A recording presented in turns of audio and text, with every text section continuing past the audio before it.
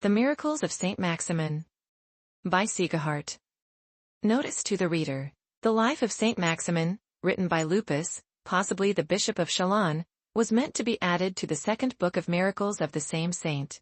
Sigehard, influenced by Wimari, who was the abbot of the Saint Maximin monastery in Trier from 957 to 966, was the author.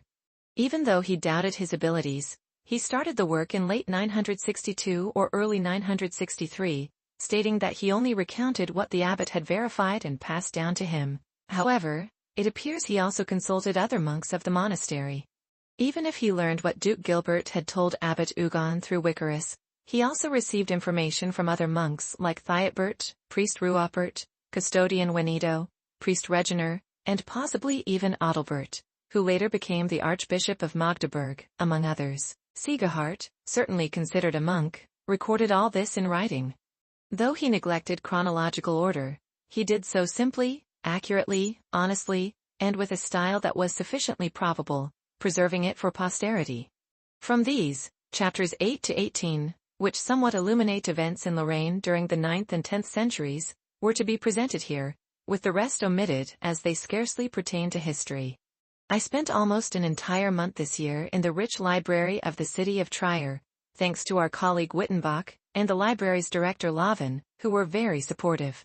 Through this time, I found 5 manuscripts, which helped me correct the text in several places. Number 1151, a parchment from the 13th century, large folio, once contained a major collection of saints' lives from Saint Maximin, arranged in 7 volumes, of which 4 still survive. In the second volume, formerly the third, on folio 125, the life of Saint Maximin is found, with Sigehard's second book attached, often corrected by a later hand from another, it seems, copy. This manuscript undoubtedly led to the edition published by Hensgenius in the Acts of the Saints, volume 7, page 25. Number 1167, also known as 396, is a manuscript from the late 15th century. It was once part of the collection at the Blessed Virgin Mary in Clusa Eberhardi. Number 1380, also referred to as 1141, was beautifully written on white parchment in 1514. It primarily follows the first source, but seems to have used another manuscript for chapter divisions and red markings. Number 1396, or 1337, is a 17th century folio manuscript that contains various documents illustrating the history of Trier. It also includes this book, copied from an excellent manuscript. What was corrected in the first and read better in the second is also accurately present here, while other parts could only be corrected from this one. Number 1381, identified as 1180, is a 16th century quarto manuscript.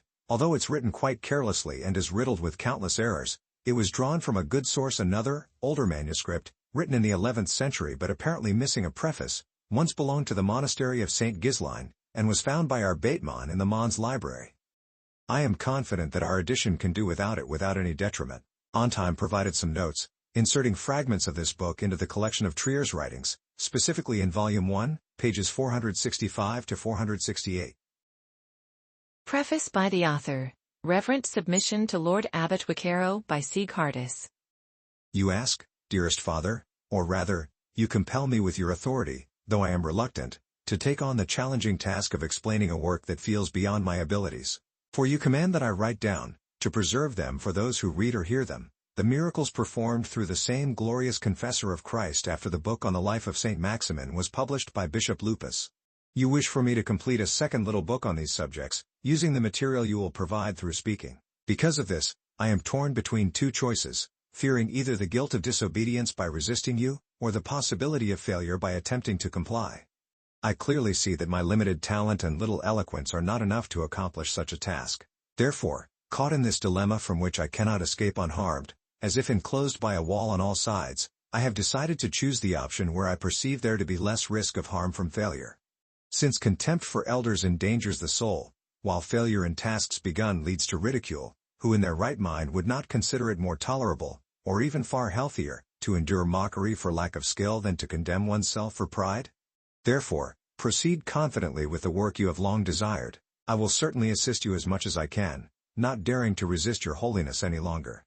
So I will follow through on everything you say, whether from your own experiences, as you promise, from those who live with you and have witnessed it, or from credible accounts from those who have seen it, using whatever style I can manage. I will not rely on my own abilities, but rather entrust this challenging task to your merits and prayers and those of all the holy brothers. Our esteemed Maximinus will be present, as always, in everything. I trust that in this matter too, he will obtain from Christ the Lord that, just as he became salvation and justice for all through God the Father and the Holy Spirit, my speechless tongue may also be made effective. If this is granted, without a doubt, even a mute could eloquently express clear truth. It should not be overlooked that, while I confidently hope this little work will be pleasing to God and to all pious people of future times, I fear that some might disparage it and judge me as a foolish, false-speaking, insignificant person, worthy of everyone's reproach and condemnation throughout the world. And I confess, Venerable Father, that they might not exclude you from this attack, if they wish, since you compelled me to write false things according to their claims and provided material for falsehoods to the writer. Therefore, I see it as worthwhile, through this current preface, to block the way of slander, not by great skill in defense, but by humbly suggesting they remember that the first and strongest advocates of Christ were unlearned, not sophists. Nor do they expect me to speak with the wit of Mercury or the eloquence of Tully in court, but to speak in the cell of the monastery about the truth of events, drawn from the sober and truthful mouth of a pious father, in plain and simple speech. Moreover, even if the lowliness of the laborer might rightly be held in contempt by them, I ask that the prerogative of the one commanding be held in honor. Nor should they immediately believe that our Father, a man indeed distinguished by holy life and conduct, preferred to speak falsehoods rather than remain silent. Having prefaced these things, Father Wicker, let us proceed with what needs to be done, having first prayed for divine favor, so that with its approval, we may be able to speak and write things that are worthy of it and all the saints. End of preface. In the year 890, during the reign of Emperor Arnulf, the religious state of this area faced a significant decline. The strictness of monastic life was gradually loosening and breaking down. After the abbot of the monastery, Herkenbert, passed away, the monks traditionally went to the palace to elect a new abbot. However, due to their sins, the election was not permitted. Some possessions of the monastery, which barely provided for the monks' meager sustenance, were set aside. The abbey was given by the emperor to a certain Megingaud, a duke of the kingdom, who was present at the time. Upon receiving it, he returned home happily, showing himself cheerful and joyful all day to everyone because of the gift he had received. When night came, he went to his bedroom with his wife. As they lay happily together in bed, with everyone else gone, he secretly spoke to her. "Do you know," he said, "what a great gift my lord the emperor has given me?" When she admitted she didn't know, he said, "He has given me a very rich servant as a gift, and if you wish to know, it is Maximinus with his abbey, whom I will give to you if you like." Upon hearing this, the sensible woman strongly rebuked her husband for his reckless talk, declaring herself unworthy of such a great gift, and without delay, a fitting punishment followed for the insult to the beloved god Maximinus, and divine retribution struck his blasphemous mouth, for this frail and mortal man, who had arrogantly and with a swollen spirit extended himself above Maximinus, the consul of heaven, was suddenly completely contracted within himself and, from the form of a man, was almost turned into a shapeless sphere or globe. Then Megingaud, having been harshly punished for a long time, came to his senses, understood what and why he was suffering, and with encouragement from his wife, sincerely regretted his words. He ordered that he be transported to Trier with great speed and prepared provisions. Finally, they arrived at the monastery and laid him before the holy altar, which was then adorned with precious gifts. He, who once arrogantly called himself a master, now humbly presented himself as a servant of Saint Maximinus, using gestures and whispers instead of words. The man was not denied the benefits of his repentance, as he sought refuge in humility with the one he had almost insolently offended.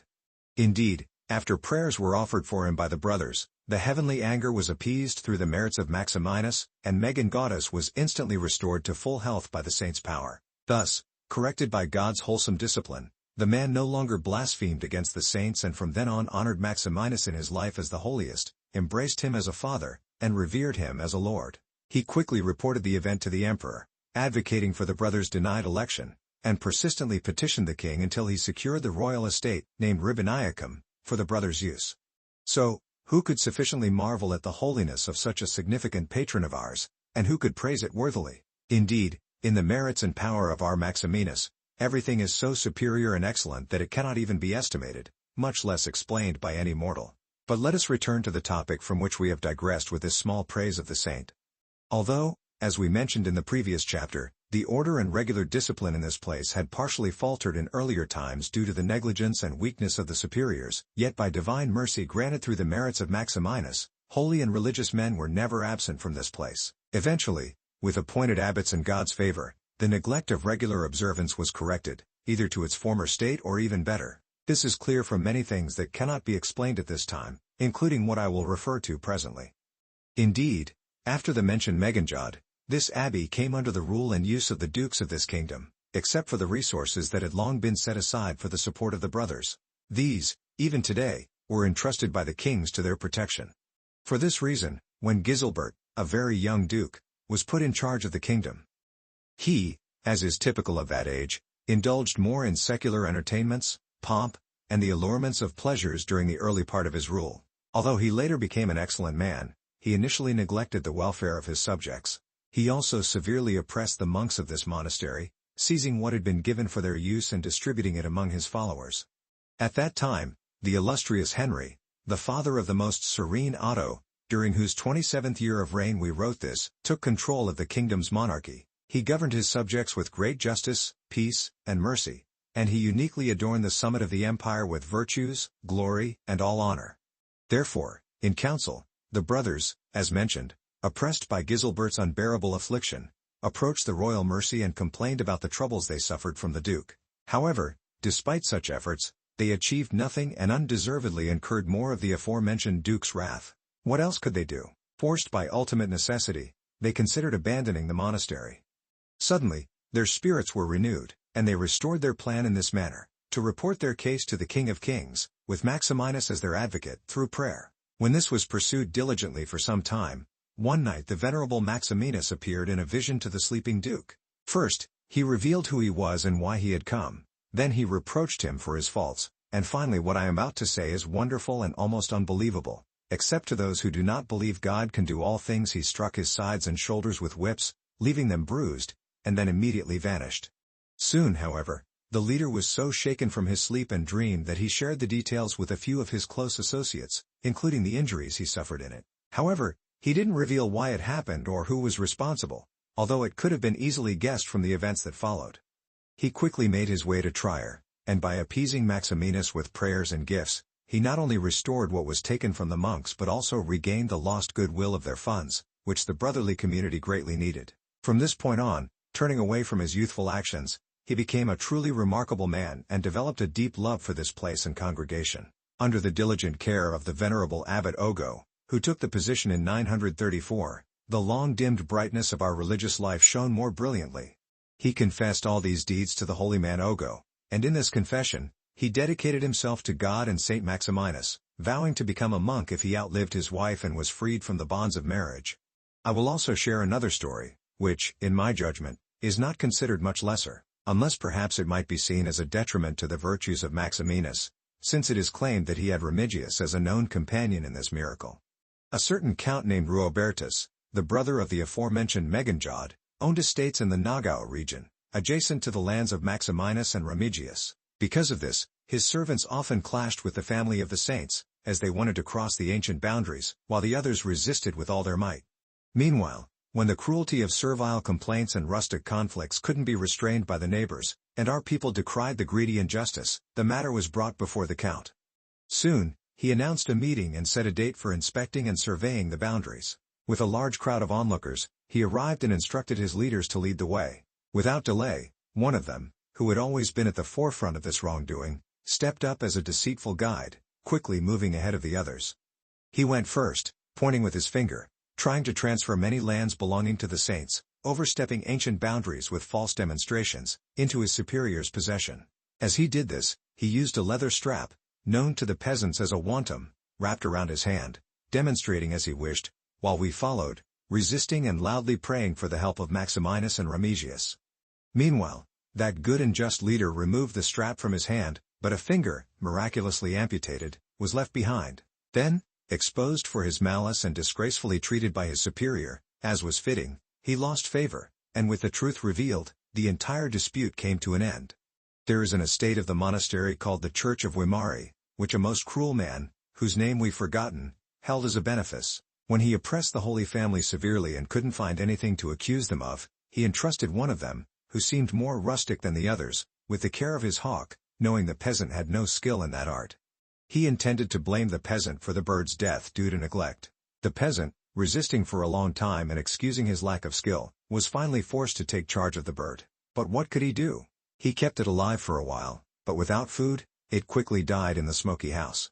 When it died, he plucked its feathers, sprinkled it with salt, and hung it up to preserve it for the master. The foolish peasant thought he could outsmart the cunning man by presenting the bird's uncorrupted corpse at the time of reckoning. After a long time had passed, the harsh lord demanded his hawk back from the peasant, who immediately presented a dead bird. Seizing the opportunity, the man became furious. He accused the peasant of insulting him in front of all his associates and claimed that the peasant was encouraged to commit this act by a collective decision. He summoned everyone for the next day, planning to strip them of all their possessions and subject them to numerous beatings. Terrified and anxious, the poor people gathered that night and, having lost all hope in human help, decided to seek the assistance of Maximinus. They selected 2 young men from among them, gave them offerings and instructions, and sent them quickly to the monastery, while they anxiously waited for the agreed time. The young men, after the monks had celebrated the 9th-hour service, knocked firmly on the monastery door. Since they were assumed to be important individuals, they were immediately let in. They hurried through the middle of the choir, silently laid the offerings before the altar, first striking the altar with brooms they had brought, then prostrating themselves on the ground. With a great and pitiful wail, they begged Maximinus to awaken and rise against the tyrant to help them. At the same hour and moment that they were lamenting their misery, the fierce lord left the meeting place, sought a private area, and there, with indescribable agony, he expelled both his flesh and cruelty. A certain man named Bernaker was a noble and wealthy individual who, long after these events occurred, acquired the same village through a precarious legal right. Consumed by the flames of greed, he unjustly seized the surrounding and neighboring small plots of land belonging to the poor, because the land was fertile.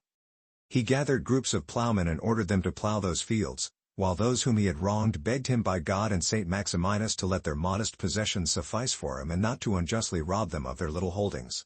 When he responded by saying he wouldn't give up even a foot of land to anyone because of Maximinus, they turned to their usual protection, calling upon God and Saint Maximinus for help. Right where a group of plowmen had already sat down for lunch, with no one to defend them, they prayed, lying on the ground with great weeping and wailing. What I am about to say is astonishing. Those who witnessed it confirmed that not even the smallest cloud was in the sky when suddenly, in the very spot where the oxen team stood with their plows, a storm arose. The force of the winds and the tornado lifted the oxen and their plows, sweeping them into a deep valley nearly half a mile away, and just as suddenly, as it was clear everywhere else, calmness returned there too. When the farmers, scattered in all directions, searched for their oxen and plows, they came to the valley and found some oxen half dead, others already dead, with their horns torn off, some with broken legs or necks, and the plows shattered into pieces. Deeply saddened by their losses, the farmers returned to Bernaker and reported what had happened with heavy sorrow. He, struck with great fear and suspecting he would suffer even harsher punishment, stopped his persecution of the poor, frightened by the power of Maximinus. It should not go unmentioned that similar cruelty happened to Adalbert, the father of our Adalbert, during the time of Duke Gisilbert. When he treated the family of the saint with great cruelty, often scolded by the young duke's mother since the father had already passed away and refused to change his wicked ways, 60 men from the village of Ramish his estate rose up and gathered there. They kept watch at the doors throughout the night, received permission from the guard, and sent 12 inside the church at 3 altars to seek the intercession of Maximinus with tireless prayer all night long. Their hope in Maximinus's mercy did not disappoint them. In the morning, the lady who was staying there at the time went to Mass with Adalbert and many attendants. As soon as she entered the church, all the men waiting for her fell to the ground before the sacred altar, crying out loudly and desperately, asking Maximinus to help them in their great need and rescue them from Adalbert's tyranny. After about half an hour, when the cries finally quieted down, Adalbert, seeing the compassionate woman moved by their suffering, began to swear by the virtue of Maximinus that everything they said was lies. Armed with a sword, he arrogantly reached for the hilt and swore they would face the harshest punishments for their audacity. He hadn't finished his threats when suddenly, in front of everyone since he wasn't wearing a cloak, the belt miraculously loosened, and the sword fell from his thigh to the ground. This event clearly showed that he would be of no use to the army from that point on. Thus, Maximinus publicly humiliated Adalbert, who soon lost his estate, and powerfully rescued his servants from his brutality. Then Wenido, the church custodian we mentioned earlier, took a small jug that held only 3 pints, filled it with wine, and after seeking Maximinius's blessing, he was able to sufficiently refresh those 60 men, who were exhausted from staying awake and weeping all night, so that he wouldn't miss out on the reward for his charitable act. As soon as he returned to the church, he found the jug just as full as it was before. Moreover, everything we've recounted in this chapter is confirmed by Ruotpert, a priest and monk who was there and witnessed it all. Considering Wenido's challenging way of life, often explained to me by those who knew him, when I compare this with how closely he shared even the smallest of Maximinius's virtues, how can I think of him as anything but holy? Having spoken so much about this man, I'm also inclined to share another example for those like me, who are troubled in heart and body, to be cautious of an example he often shared when advising or correcting the more negligent brothers. There was a certain acolyte in this monastery.